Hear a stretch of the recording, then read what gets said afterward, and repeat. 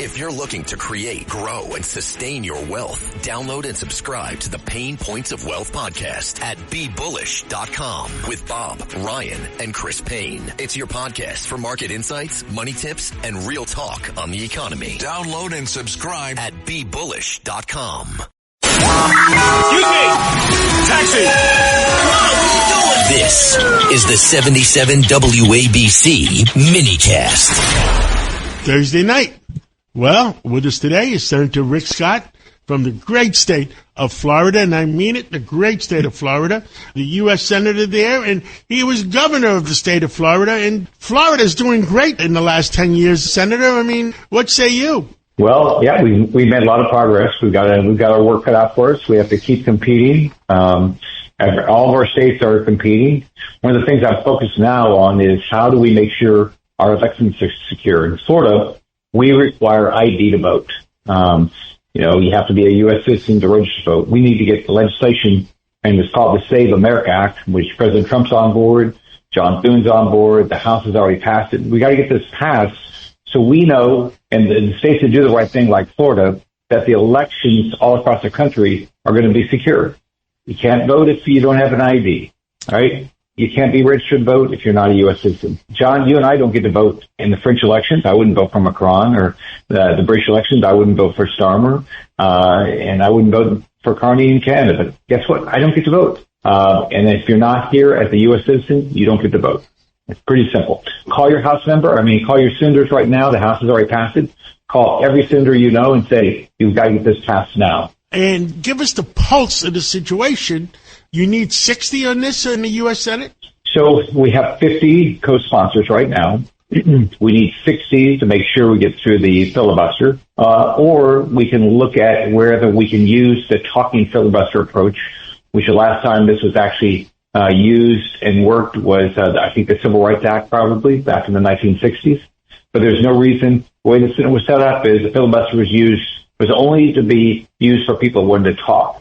And so somebody wants to block it, they ought to have to go talk till they're, as long as they want to talk. But at the end, we vote, and it's a 50-vote threshold, and it passes. So we've got to figure out how to get this done. So the easiest is make sure we get 60 people on it. And then after that, we got to look at how do we use the talking filibuster. Understood. Now, 70% to 75% of the Democrats are saying that they think it's a good idea. In the polls. And 95% of the Republicans are saying it's a good idea. How do they get their constituents to vote for it in the Senate? It doesn't make any sense. It's common sense that on federal elections, at least, you got to be 100% American citizen to vote. Well, it's real simple. Americans, Republican, Democrats, Independents, want to make sure that elections are secure. Democrats in the Senate, led by Chuck Schumer, know that they can only win through fraud. And so they're blocking this right now because he knows in an election that, with only U.S. citizens had the opportunity to vote, that, Chuck Schumer can't win. His policies of defending criminals, raising taxes, allowing all the fraud, waste of tax dollars, all these earmarks that they go do, government shutdowns, that doesn't play well with the American voter. Understood. Anything else you want to tell on the Thursday night?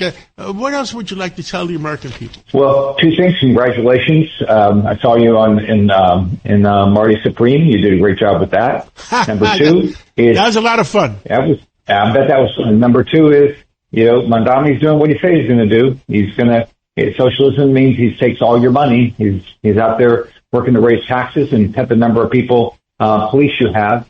So I'd get the hell out and come down to Florida. You guys are professionals saying, come on down. Yeah, and it's working. Mondami's doing what he says he's going to do. He's a socialist. He's going to take all your money. He's not worried about the crime rate. So who's going to be left in New York? Only the people that can't leave, or people that can pay so much money for their own public safety. It's becoming serious, the quality of life in New York, because he's threatening to reduce the amount of police officers and not hire new ones. And quality of life to every American is very important. The question is, Senator, they're trying to take over, the Democratic Socialists are trying to take over the entire Democratic Party. And I'm not seeing anybody in the Democratic Party that's tough enough to stand up against them. What do you see on a national basis? Well, I mean, AOC runs the party. I mean, Chuck Schumer's scared to death of her. She might not, know much, but she knows how to say everything's for free and Republicans are bad. That's basically all she can say. On Donnelly, all he's saying is everything's free. Well, anybody with any sense knows that there's no free lunch here. So, but that's what the Democrats are going to sell, and that's why I think we're going to have a great election cycle. But here's what I tell everybody: get out and vote. All right, if you're going to vote for a Democrat, get somebody that cares about the community. Republicans do. The best thing is go vote and get the right people elected. Senator Rick Scott, thank you so much for coming on this Thursday night. Maybe we'll talk again Sunday. You give us an update on what's going on in the State of the Union. Sounds good. All right. Congratulations, John.